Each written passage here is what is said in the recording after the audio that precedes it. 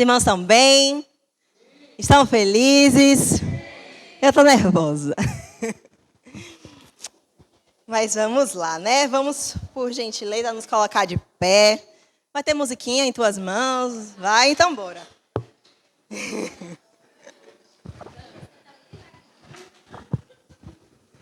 Então bora. Ai, Jesus.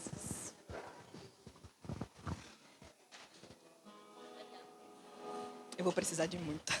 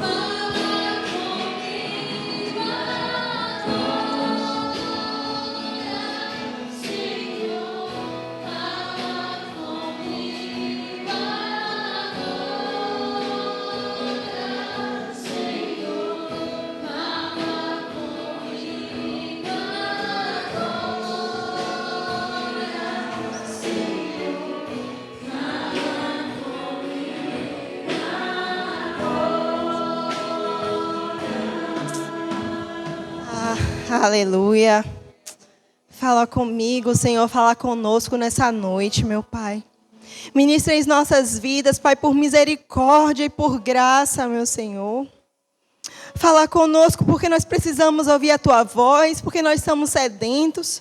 Porque se o Senhor não vier a falar, a gente nunca vai se endireitar. Porque o Senhor não vier nos alertar, a gente vai continuar na mesmice. Meu Pai, fala conosco, por gentileza. Fala conosco, Senhor, porque nós precisamos ouvir a Tua voz, porque nós somos criados, Senhor, para falar contigo toda tardezinha no Jardim do Éden. Deus, fala conosco. Fala conosco, meu Senhor, através da minha vida, mas fala primeiro comigo, meu Senhor. Transforma primeiro a minha vida, molda primeiro o meu caráter, meu Pai, para que depois o Senhor venha falar com a Tua igreja. Que não venha sair da minha boca, meu Senhor, nada que seja um pensamento meu, nada que Janine venha a entregar, porque eu nada tenho para oferecer, meu Senhor, mas que a minha boca seja utilizada como instrumento da Tua palavra nessa noite, meu Pai. Abre os ouvidos do Teu povo, destampa os ouvidos do Teu povo, tira as escamas dos olhos, meu Pai, para que as pessoas possam ouvir, para que as pessoas possam ver, meu Pai, e para que possam se endireitar, meu Senhor. Tenha misericórdia de nós, meu Senhor, e fala conosco, por favor. Desde já te peço perdão, meu Pai. Desde já te peço perdão por todas as vezes que não fomos o vaso que estava na posição, meu Pai, para receber da Tua unção, meu Pai. Mas creio que essa é noite de renovo, é noite de transformação, é noite de cura, meu Pai. E por isso eu te digo, amado, doce Espírito Santo, só o Senhor tem total autoridade sobre este lugar para fazer o querer, para o efetuar aquilo que o Senhor quiser. O teu lugar é a tua casa. Faz conforme te apraz, meu Senhor. Assim eu te oro e te agradeço, Deus, em nome de Jesus. Amém. Muito obrigada. Me dê mais 2 minutos aqui para respirar. Vamos lá. Vamos abrir as nossas Bíblias em Jeremias 18, a partir do verso 1.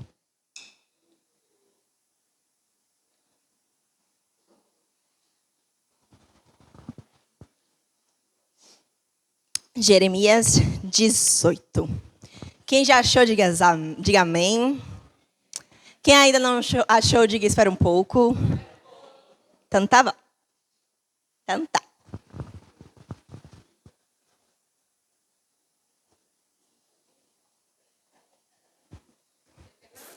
Tô esperando.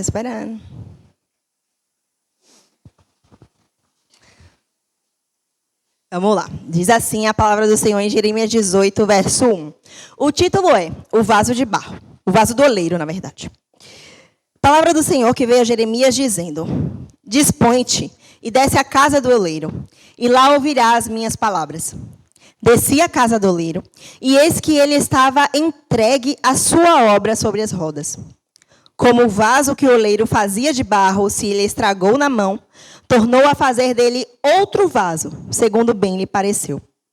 Então veio a minha palavra do Senhor: Não poderei eu fazer de vós como fez este oleiro ao casa de Israel, diz o Senhor. Eis que como o barro na mão do oleiro, assim sois vós na minha mão, ó casa de Israel. Podeis assentar um pouquinho, vamos conversar sobre a palavra do Senhor. Amém? Glória a Deus. Celebração de Pentecostes hoje, né? Glória a Deus. E quando eu falo festa de Pentecostes, o que é que vocês se lembram logo de cara? Atos 2, olha só. Atos 2. Falou de Pentecostes, é Atos 2. É impressionante, né? Assim, a cabeça do crente faz essa associação direta. Mas hoje, esse ano Deus ministrou diferente. Esse ano, ao invés de falar sobre milagres, prodígios, maravilhas, a gente vai falar do que vem antes de Deus derramar do seu Espírito. O primeiro versículo de Atos 2 diz que, e cumprindo-se o dia de Pentecostes, estava todos concordemente no mesmo lugar. Em outras versões fala que estavam todos reunidos no mesmo lugar, né? Enfim, cada Bíblia vai estar de um jeito, mas no final das contas, quer dizer que estavam todos ali em concordância, de acordo, em harmonia, no mesmo lugar, certo? Basicamente, eles estavam ali em comunhão, concordam? Concordam, eles estavam ali em comunhão. Tá. E o que é comunhão? Segundo o dicionário, fui lá olhar no dicionário, que é comunhão. Comunhão é harmonia no modo de sentir, pensar, agir. É identificação. Quando os nossos ideais estão em comunhão. Ação ou efeito de comungar, partilhar, de desenvolver algo em conjunto, comunidade. Qualidade do que expressa união ou ligação, compartilhamento. Só que aí eu te pergunto, como que nós vamos viver em comunhão, em harmonia com os irmãos, se nós não estivermos em harmonia com nós mesmos? Aí eu vou continuar a provocação aqui da minha personagem, né? Como é que nós vamos amar uns aos outros se nós não amarmos primeiro a nós mesmos? Aí você vai dizer, Janine, mas isso é muito forte, você está falando que eu não me amo? Tá, então vou fazer uma outra pergunta. Como que nós vamos ajudar aos outros se nós não primeiro ajudarmos a nós mesmos? Como é que nós vamos curar o outro se primeiro nós não curarmos a nós mesmos? Todos nós somos vasos na mão do oleiro, né? E os nossos sentimentos, as nossas emoções, a nossa alma, tudo é afetado pelo aquilo que nos rodeia, aquilo que acontece à nossa volta. E assim como em Jeremias 18, que estava ali com o vaso, né? Quando o vaso se estraga, quando a gente se estraga, a gente também precisa ser moldado, precisa ser transformado, precisa ser curado pelo oleiro. Eu vou me embaralhar com essa palavra, até o final da noite eu consigo falar. Mas o fato é que todos nós precisamos disso. Não tem aquele que diz, não, eu já sou um vaso perfeitinho. Não tem essa.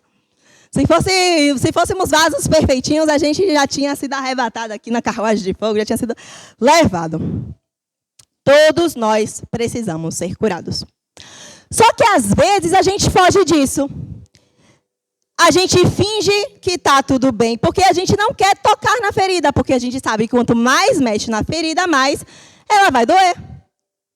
Mas todos nós também sabemos que para uma ferida sarar, a gente precisa limpar, a gente precisa passar um remédio, a gente precisa tocar o curativo. Para trocar, às vezes puxa, dói, puxa o ponto.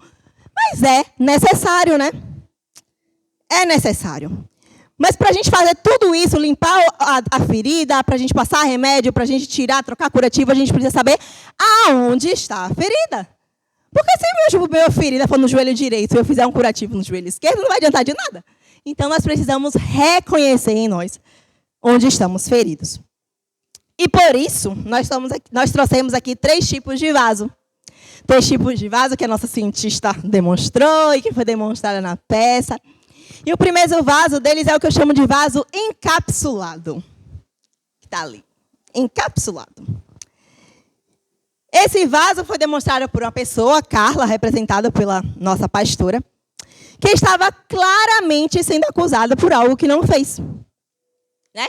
E aí a gente vai lá para Isaías 32:17. Isaías 32:17 diz assim: o fruto da justiça será paz. O resultado da justiça será tranquilidade e confiança para sempre. Então, vamos lá.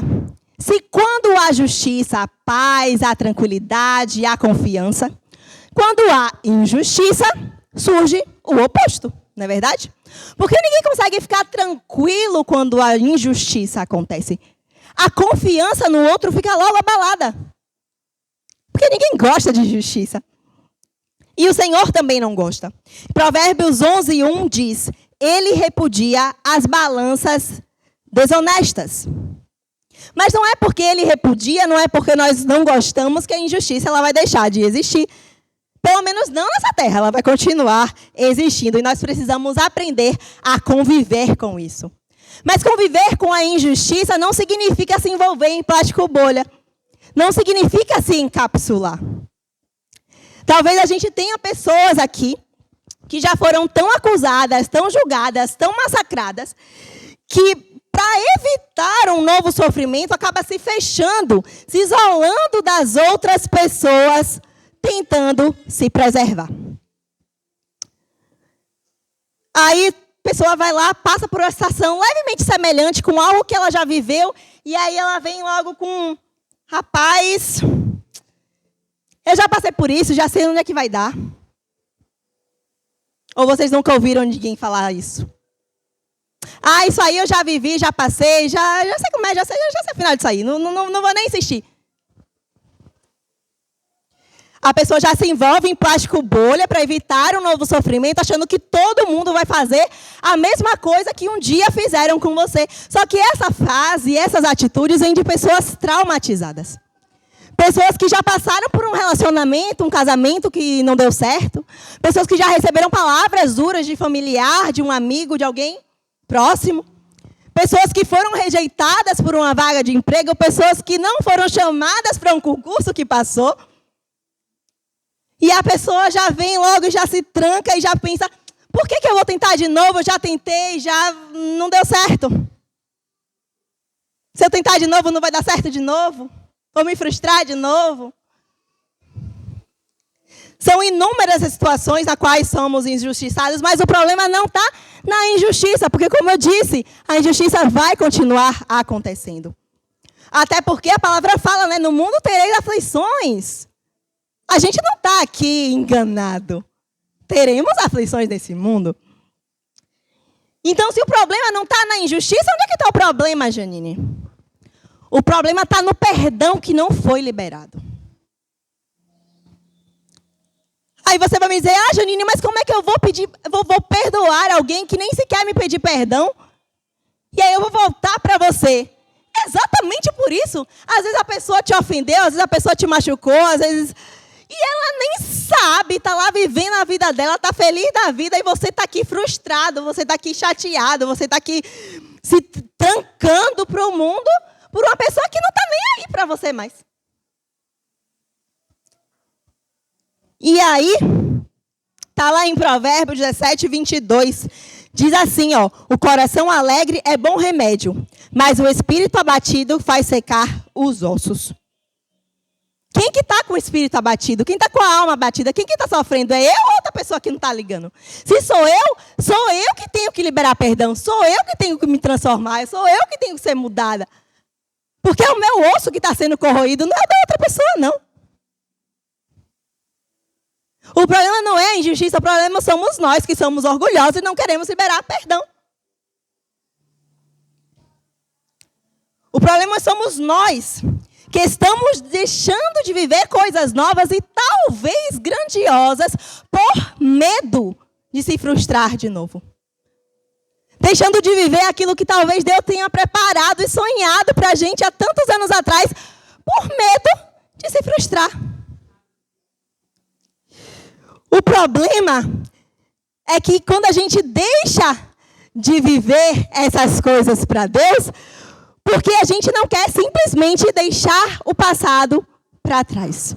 A gente quer carregar essa bagagem, quer trazer o passado junto com a gente, para onde que a gente quer que a gente vá, em vez de soltar essa carga e trocar o jugo pesado pelo leve. Aí você vai me dizer, Janine, mas eu não me fechei para o mundo, não. O mundo tem nada a ver com isso. Eu me fechei só para aquela pessoa ali, porque ela me magoou, já sei que eu não posso mais confiar nela. Tá errado do mesmo jeito. Tá errado porque você vai me dizer assim, mas eu não sou de ferro, eu não sou saco de pancada, beleza? Mas dê uma segunda chance para essa pessoa. Deus fala, dê uma segunda, dê uma sétima, dê 70 vezes, se for necessário, o perdão, a chance para essa pessoa. E isso quem está dizendo não sou eu, é a própria palavra, porque também é difícil para mim. Só que se Deus é poderoso e justo para perdoar os nossos pecados e lançar no mar do esquecimento, porque nós que somos pecadores, tal qual aquele que nos feriu e nos machucou, não podemos perdoar também? Porque não se engane, ele é tão pecador quanto nós. Ele que feriu a gente dessa vez, mas da outra vez é a gente que vai ferir o outro. Ou não é assim? E se as outras pessoas são tão pecadoras quanto nós, por que nós não deixamos ser tão afetados pelo que os outros falam ou dizem para a gente? Se ela é igual a gente, se é pecador, se vai falhar também. Por que a gente se deixa ser tão afetado? Aí eu vou te dizer, a gente só se frustra porque a gente criou expectativa. E o que é frustração? Segundo o dicionário também, diz que frustração é auto ou efeito de se frustrar. Sentimento de insatisfação ou de contrariedade, geralmente causado pela não concretização de um desejo, de uma expectativa, de uma necessidade ou de um objetivo. É o mesmo que decepção, desalento, desapontamento, irritação. E a psicanálise fala que é uma condição emocional alterada de quem vê contrariada a satisfação de um desejo, de uma atividade satisfatória. Bem, se algo nos contrariou, é porque a gente estava com expectativa. E por que a gente estava com expectativa no lugar errado? Se a nossa expectativa não estivesse no outro, a gente não se frustraria. Então, aonde que está as nossas expectativas? É no outro ou é em Deus? A gente, eu e você, precisa aprender a fazer as coisas sem esperar nada em troca. Porque as pessoas elas são ingratas e vão continuar sendo ingratas, e é isso aí mesmo. Está lá em Lucas 6, 32, diz assim, fala do amor ao próximo. Se amais os que vos amam, qual é a vossa recompensa? Até os pecadores amam os que os amam. Se fizerem o bem aos que o fazem, qual é a vossa recompensa? Até os pecadores fazem isso. E se emprestais àqueles de quem esperais receber, qual é a vossa recompensa? Também os pecadores emprestam aos pecadores, para receberem outro tanto. Amai, porém, os vossos inimigos, fazei o bem e emprestai, sem esperar nenhuma paga. Será grande o vosso galardão e serei filhos do Altíssimo.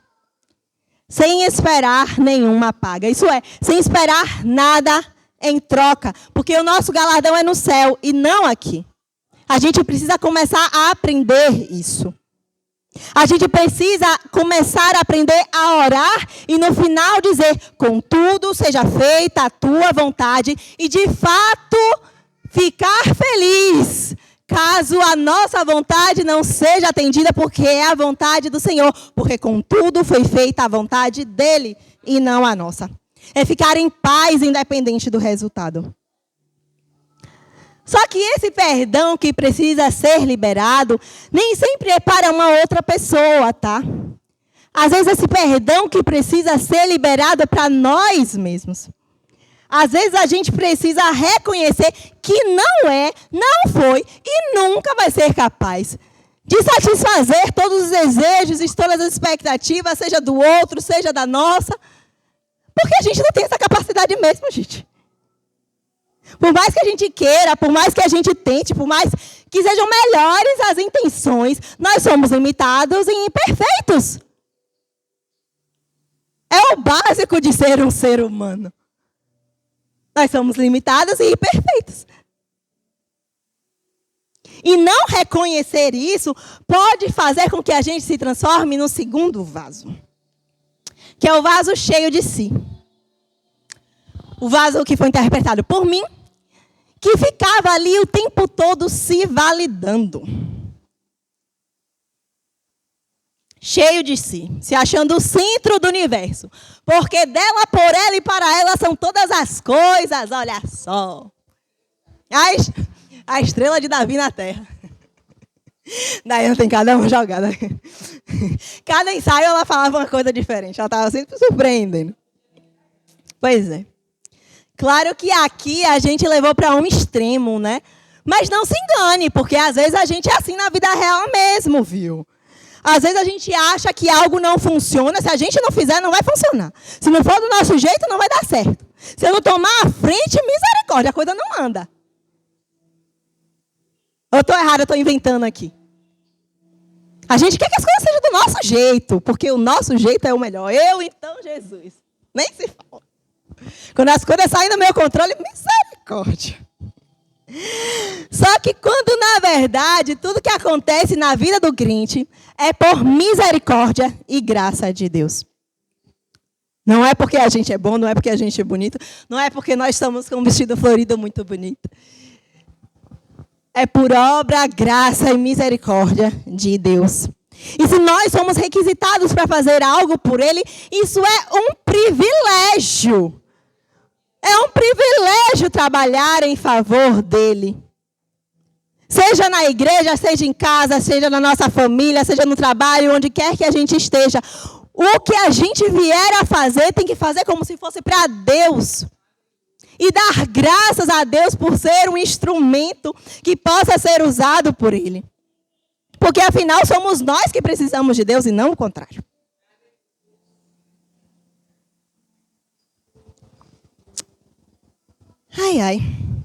Tem uma frase que fala assim: quando a educação não é libertadora, o sonho do oprimido é ser opressor. Eu tentei até encontrar uma variável bíblica, um versículo que expressasse isso. E não encontrei. Mas uma coisa que eu sei é que o povo perece porque falta conhecimento. E às vezes, aquele vaso que é um vaso cheio de si, ele não está cheio de si só porque ele quer se exibir, não. Às vezes tem um motivo para ele ser assim. Uma coisa que é preciso ser feito. Quando a palavra fala, né, que o povo perece porque falta conhecimento, mas não é só conhecer a palavra. É conhecer, aplicar a palavra e aplicar isso na nossa vida. Eu consigo me conhecer através da palavra. Eu consigo saber quem é a minha identidade, quem sou eu através daquilo que eu leio. Eu consigo viver as palavras que estão aqui. Eu consigo reconhecer as minhas falhas quando eu olho aqui, ó, a mulher do fluxo de sangue, o cego. Eu consigo enxergar nessas pessoas a minha vida. Quem sou eu? Eu consigo me reconhecer aqui. Será que eu sou a crente? Será que eu sou o fariseu? Quem será que eu sou? Quem será a minha personalidade de acordo com o que a Bíblia me diz? E aí talvez esse vaso cheio de si, ele se tornou um vaso cheio de si, porque ele já passou por tantas situações, por tantos momentos da vida dele que as pessoas falaram para ele, mas tudo que você faz nada presta. Mas você não vale nada. Mas nada que você faz está bom. Pô, faça o seu direito, pelo amor de Deus. Tudo que você faz é com má vontade. Será que esse vaso cheio de si, ele não é assim? Porque todas as vezes que ele estava fazendo alguma coisa, tentando acertar, tinha alguém ali criticando, tinha alguém ali reclamando, tinha alguém ali falando mal, e só apontando defeito, e só criticando. E aí ele se sentiu essa enorme necessidade de querer ser aprovado depois. De mostrar para os outros e dizer, olha como eu cresci, olha como eu evoluí, olha como eu faço tudo certo agora. Agora você não tem mais o que falar, porque eu sou um exemplo. Será que esse vaso cheio de si não quer olhar para os outros e dizer, olha, não está vendo? Não sou nada disso que você disse. Eu sou bom sim, viu? Eu sou boa sim, viu? Você que não percebeu. Será que esse vaso ele não é assim porque ele quer se reafirmar veementemente para poder negar aquela análise que fizeram no passado sobre ele, dizendo que ele era inútil, que ele era fraco, que ele era frágil, que ele não prestava, isso e aquilo. Pessoas machucadas machucam. E eu e você também machucados, em alguns momentos da nossa vida, também sentimos essa necessidade de chamar a atenção dos outros e receber um parabéns de uma pessoa que não vai poder oferecer nada para a gente, além da própria palavra parabéns. Além de, valeu aí, obrigada, viu? Você tá de parabéns. Nossa, foi você que fez. Que bonito, que legal. O tipo de frase, o tipo de coisa que só serve para maciar o nosso ego. Para fazer carinho do nosso ego. Para mais nada serve. A gente leu lá em Lucas 6. O nosso galardão a gente tem que buscar de Deus. E não dos homens. Romanos 8,33 diz, é Deus quem nos justifica. A gente não precisa provar nada para ninguém. A gente não precisa provar nada para os outros. A única coisa que a gente precisa provar e mostrar o tempo todo é para Deus e dizer, sim, Deus, nós somos falhos. Sim, Deus, eu sou errado. Sim, Deus, eu pequei. Sim, Deus, eu sou imperfeito. Sim, Deus, eu sou ilimitado. Sim, Deus, eu sou incapaz de fazer tudo com a própria força das minhas mãos, dos meus braços.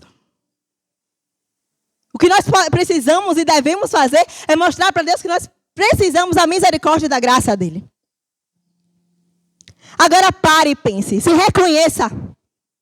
Olhe para si mesmo e se pergunte, o que aconteceu com você, o que aconteceu comigo, para a gente precisar tanto dessa validação humana?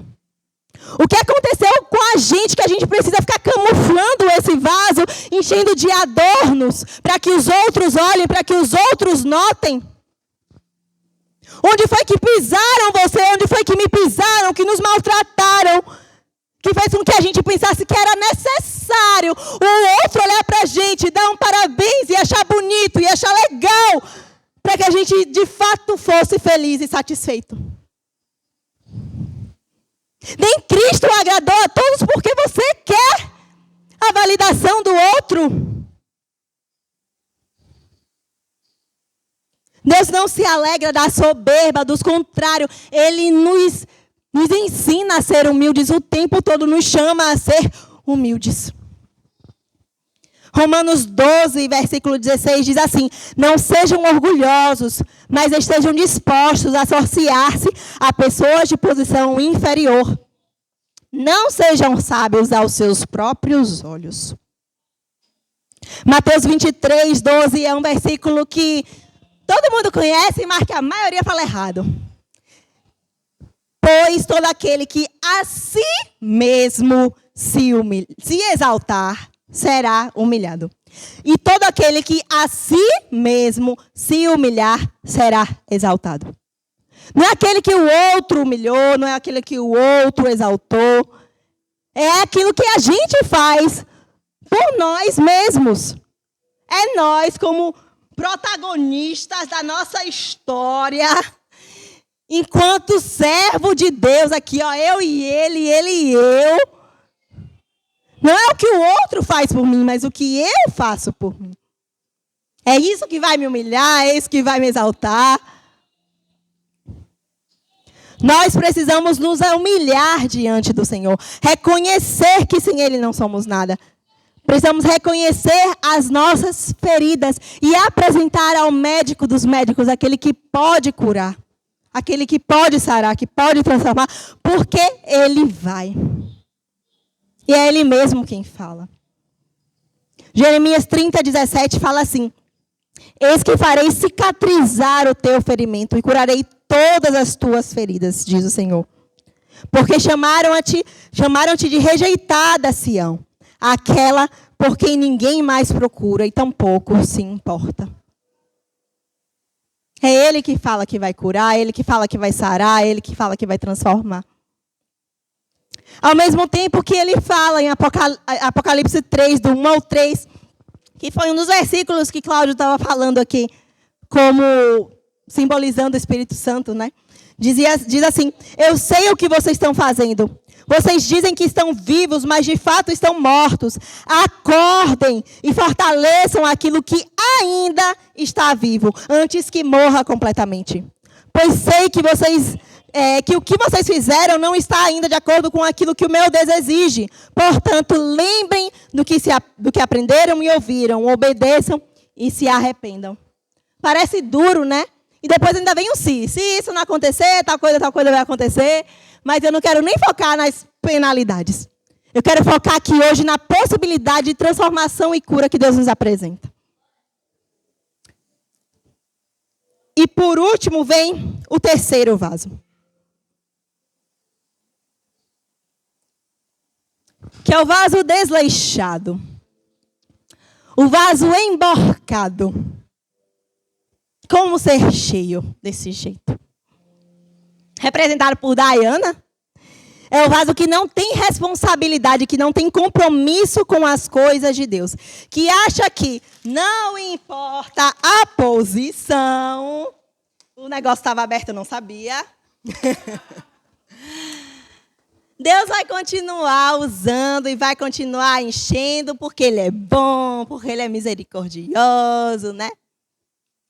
Só que as coisas no reino são como estão escritas lá em 1 Coríntios 4:40, que diz assim: tudo, porém, seja feito com ordem e decência. Não é de qualquer jeito, não é em qualquer posição.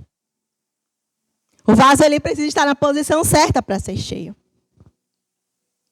Aí eu volto lá na questão das expectativas. De colocar a expectativa no outro. Aí eu pergunto: para onde os nossos olhos estavam voltados que nós deixamos de acreditar na instituição igreja? Onde estava firmada a nossa fé que uma decepção, um mau exemplo que nós vimos nos tirou do foco? Quando foi que desviamos os nossos olhos que estavam verdadeiramente fitos em Cristo? Tem outro versículo que o obreiro Cláudio citou, que está em Apocalipse 2, do 4 ao 5. Diz assim: porém, tem uma coisa contra vocês.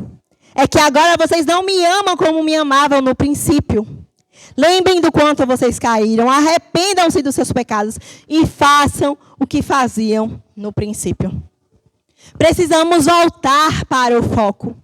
Precisamos parar de olhar para aquele que é tão pecador quanto o nosso. Precisamos parar de colocar a expectativa em um espelho, porque um espelho quebra. Se eu olhar aqui, eu vou me ver e vou ver vocês também. Espelho quebra. Eu vou me espelhar no outro, naquilo que eu consigo ver ali, que é tão pecador quanto eu.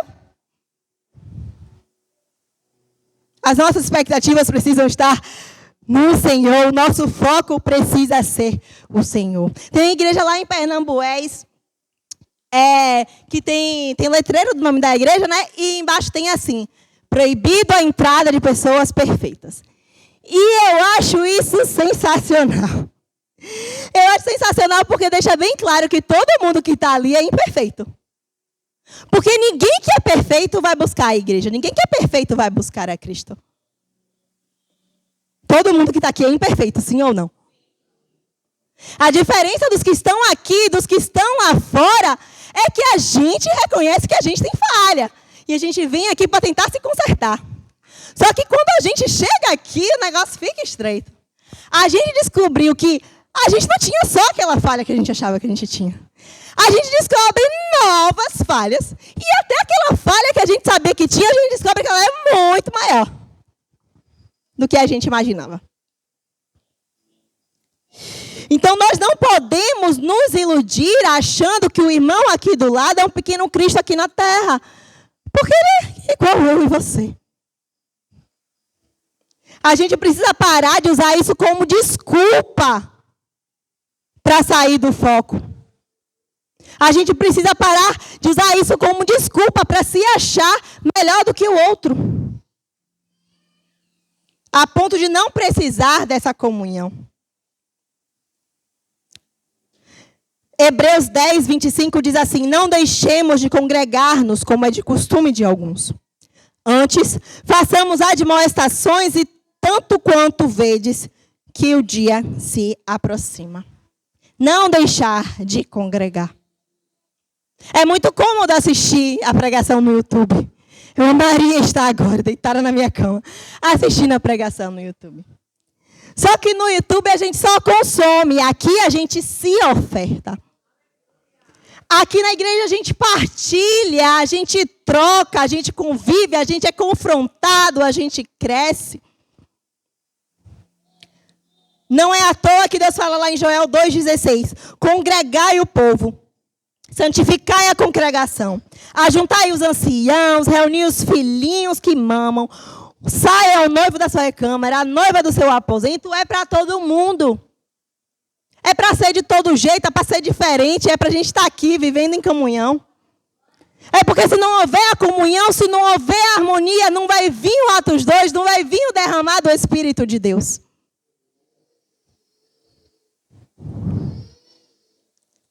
A igreja é um hospital.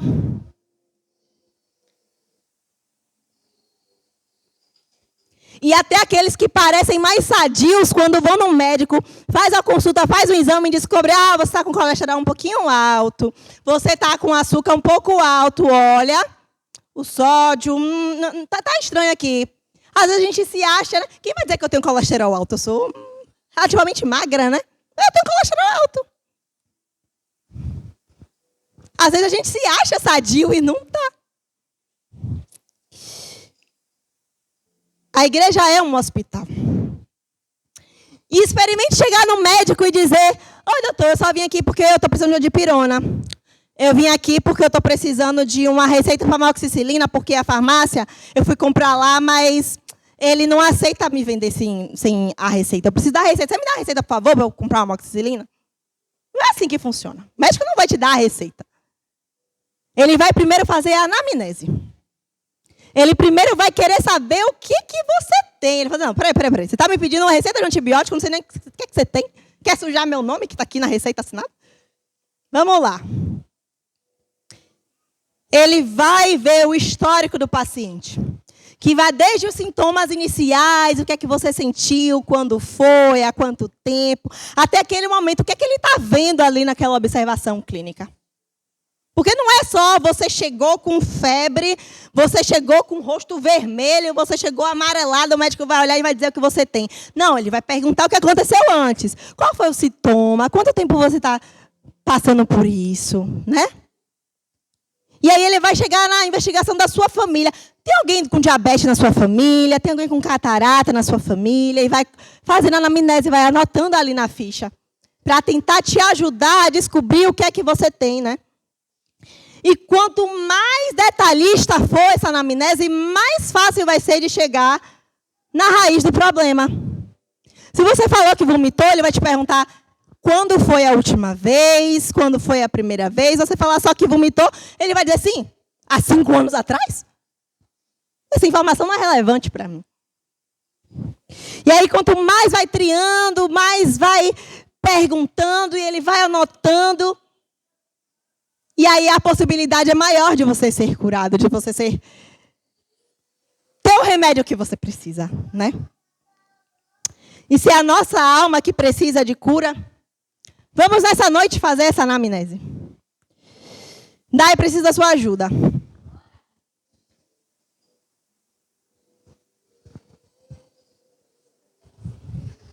Ela vai entregar um papel e um lápis para todos vocês, mas não se preocupem. Não vai ser que nem na semana passada que vocês vão ter que vir aqui e dizer o que é.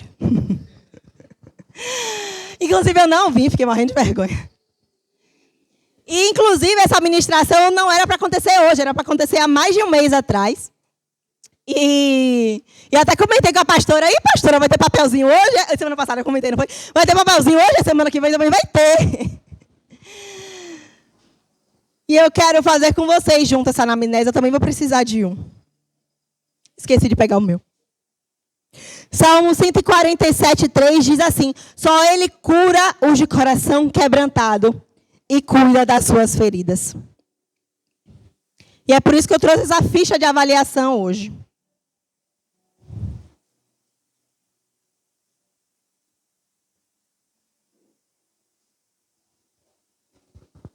Enquanto isso, eu peço que vocês reflitam. Reflitam sobre a cura que vocês precisam. Reflitam sobre qual é a queixa principal que vocês têm. O que é que vocês vieram buscar do Senhor nessa noite?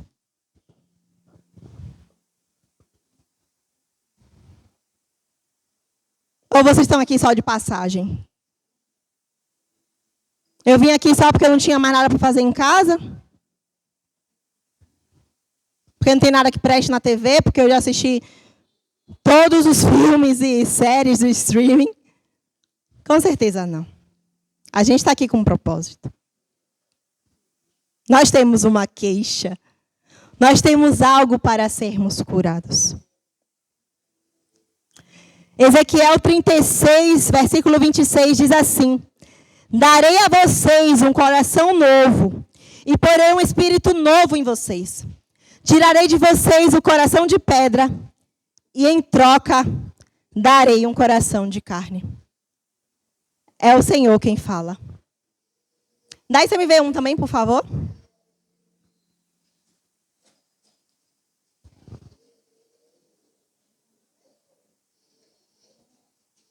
Alguém não recebeu? Silas recebeu também, né? Beleza.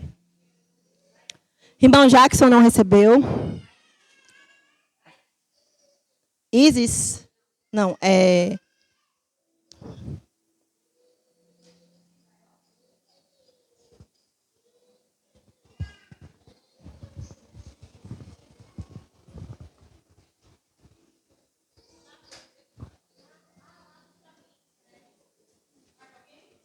Mas alguém não recebeu?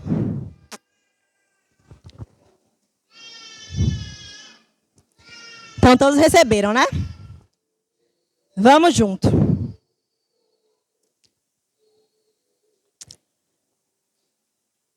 Ficha de avaliação do paciente é o título.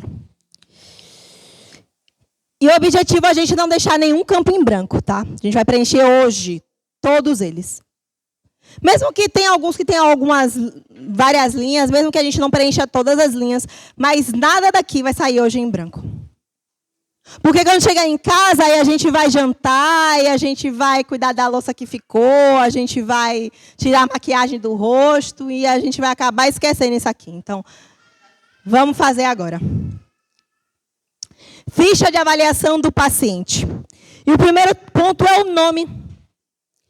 E o seu nome, ele já diz muita coisa sobre você. E aí eu quero que você coloque seu nome completo. E o que meu nome fala sobre mim? Ele fala de onde eu vim. Ele fala do nome que meus pais me deram. Fala do nome que seus pais te deram. O seu sobrenome fala de onde você veio também. O sobrenome de uma mãe, o sobrenome de um pai. Talvez o sobrenome de alguém que você se casou e que te jurou amor eterno e que não correspondeu.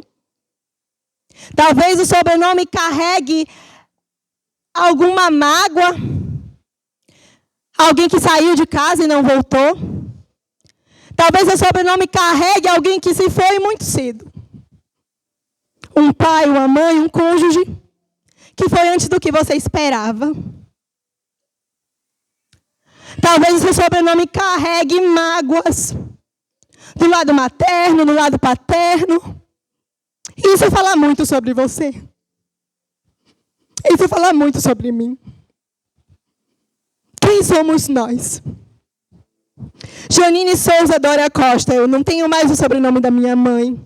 Hoje eu levo quem eu sou através do sobrenome do meu pai, mas eu levo o sobrenome do meu esposo, alguém que eu conheci, me casei e prometi que estaria com ele até o fim da minha vida. Isso fala muito sobre mim. E aí você coloca a sua data de nascimento. Isso também fala sobre a gente. Junto com essa parte aqui, ó, pediatria, adulto ou geriatria. A nossa idade revela quem nós somos, porque eu já não sou mais uma criança, já não sou mais uma adolescente, apesar de me comportar como às vezes.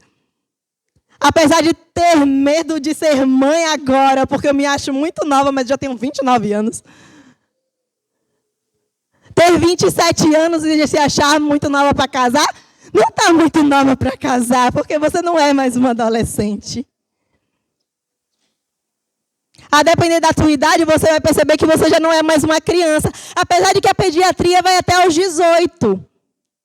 Mas você não é mais uma criança, você não precisa mais se comportar como uma criança. Se você já passou nos 60, está aqui na geriatria, o que é que isso fala sobre você? Será que a sua família já não te vê mais como tão útil? Será que seus filhos, seus netos não ligam, não se importam mais com você?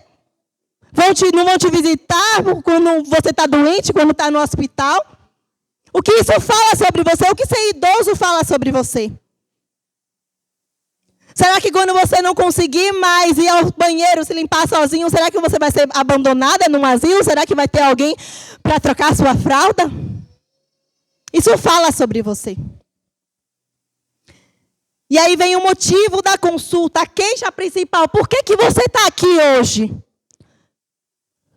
Onde que você precisa ser curado? Coloque a primeira coisa que venha na sua cabeça, não vou pedir para você ler, não deixa o colega ler, é você e Deus. Porque quando a gente está no médico, quando a gente vai fazer a anamnese, quanto mais sincero a gente for, mais fácil vai chegar o problema. Se você omitir algum sintoma, se você omitir a queixa, talvez o médico não consiga perceber o que você tem.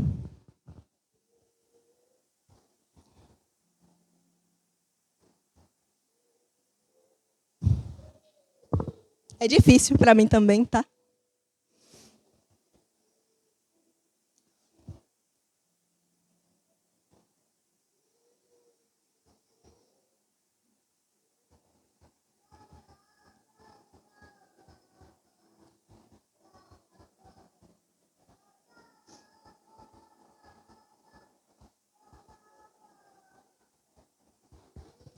E aí, depois de você colocar a sua queixa,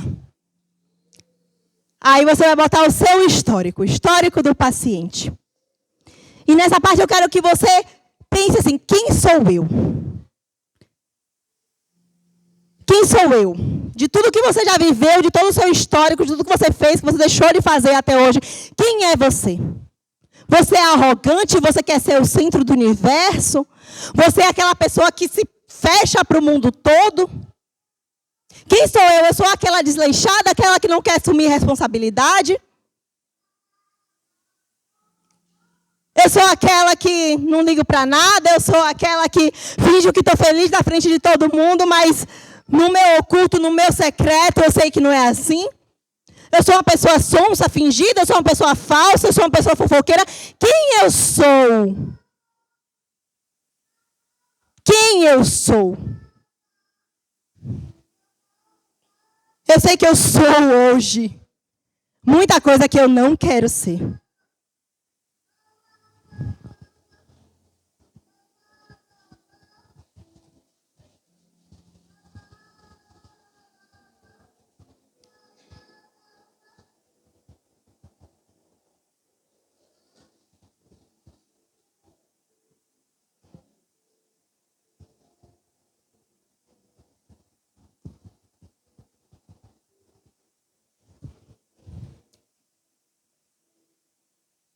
E aí, sabendo que nós somos, a gente consegue dar um passo mais atrás. E para o histórico da nossa família. Será que aconteceu algo na sua vida que te fez ser assim como você é hoje? Que te fez ser mimada, arrogante, que te fez querer ser o centro do universo, que te fez querer ser vaidosa, ou que te fez ser assim, desleixado, desorganizado? O que aconteceu com a sua vida que você passou a ser agressivo com a sua esposa, com o seu marido? Será que seus pais eram agressivos com você? Será que você não foi amado como achou que deveria ser? Será que você presenciou humilhação, discussão, agressão dentro do seu lar? Será que você foi rejeitado por alguém que deveria ter te dado o sobrenome e não te deu? Alguém que deveria ter te assumido, mas abandonou a sua mãe? Ou será que a sua mãe, o seu pai, os dois te deixaram para ser criada pela avó, pelo avô, por um tio, uma tia? Tudo isso fala sobre quem nós somos. E se conhecer as suas falhas, as suas fragilidades, para ser honesto com o médico, é o que vai nos permitir ser curado. Porque pegar um microfone aqui e dizer, Jesus, você é meu tudo. Às vezes é da boca para fora. Às vezes é o que a gente fala porque a igreja está aqui e você não quer ser julgado. Às vezes é porque a gente escreveu uma coisa no papel e percebeu que aquilo que a gente escreveu não quer que a igreja saiba. Então, se oculta. Mas o médico dos médicos, ele precisa saber a verdade. Ou nunca seremos curados. E eu quero ser curada. Eu quero ser curada porque eu venho carregando isso há tantos anos. E eu sei que no momento que eu for honesta com o Senhor, Ele vai ter autoridade para me curar. É difícil, dói. Porque ferida é assim mesmo. A gente catuca e dói. Mas nós precisamos ser curados. Nós precisamos ser vasos na posição certa para sermos cheios do poder de Deus. Amém? Leve papel para sua casa. Precisa ninguém ver, deixe num lugar que ninguém vai ver. Mas pegue isso quando você for orar. Escreva mais coisas que Deus vai trazer à sua memória. Mas sejam honestos, sejam sinceros. Se coloquem no lugar. Peraí. Se coloque no lugar. Amém?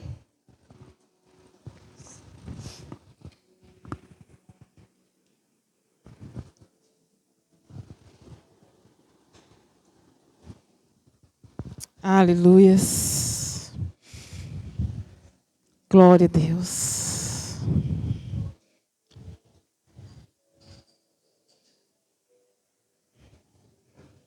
Aleluias.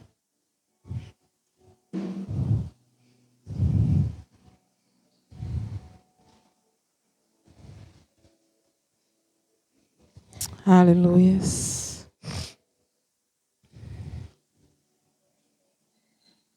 Glória a Deus. Dói, né? confronta, né? A palavra de Deus, ela confronta. Eu coloquei o espelho aqui para que você se olhe e se reconheça. E reconheça o seu erro. Reconheça você mesmo como vaso, como foi ministrado aqui. Ela esperava que eu anunciasse, mas eu estava ali sem saber mais o que falar depois da peça. Que é uma peça, mas que estava retratando a nossa vida real, sim ou não? Quantos se identificaram aqui com um dos vasos? Se não com todos? Não se engane, não é verdade? Então, se olhem. Sei que todo mundo tem espelho em casa, mas se olhem, se reconheçam, busquem se enxergar. Sabe aquela... Tem um ditadozinho que diz assim, vê se te enxerga, né? Não tem isso? É real. Vê se te enxerga. A gente precisa se enxergar, se reconhecer e reconhecer o nosso erro, as nossas falhas. Amém? Leve tudo isso no seu coração. Filtre. Se identifique, se conserte. Isso aqui sim, isso aqui não. Eu não sou assim, não, mas isso aqui eu sou. Eu sou exatamente assim. Mas eu não quero me perder de novo. Eu quero voltar, como está escrito, voltar ao primeiro amor. Voltar ao princípio. Reconhecer, fazer o que fazia. Cadê? Cadê a Letinho, que eu conheci? Cadê a Dai, que eu conheci? Cadê o Mateus, que eu conheci? Onde está Osvaldo? O diácono e o obreiro, cadê eles? Onde está a Janine, adolescente? Gente, eu vejo essas meninas fazendo o que fazem. É uma satisfação de vê-las dessa forma. Pregando, ministrando, desenvolvendo, crescendo, se assumindo e assumindo o papel a que foi chamado. Porque eu vi esse negócio tudo adolescente. Hoje é mãe de família, casada, sua casa. A outra está ali perto de casar. E tantos outros que já não estão aqui. É gratificante. Mas, acima de tudo, a gente se reconhecer. E reconhecer o nosso erro. E voltar onde caiu. Voltar ao primeiro amor. Voltar ao princípio. E fazer aquilo que Deus nos chamou para fazer. Amém? Vamos colocar de pé. Mas leve essa mensagem no seu coração. Quero lembrar do quarta-feira, culto da família. Estamos, né, fazendo a transmissão do culto de casais, do culto do amor que está acontecendo ali na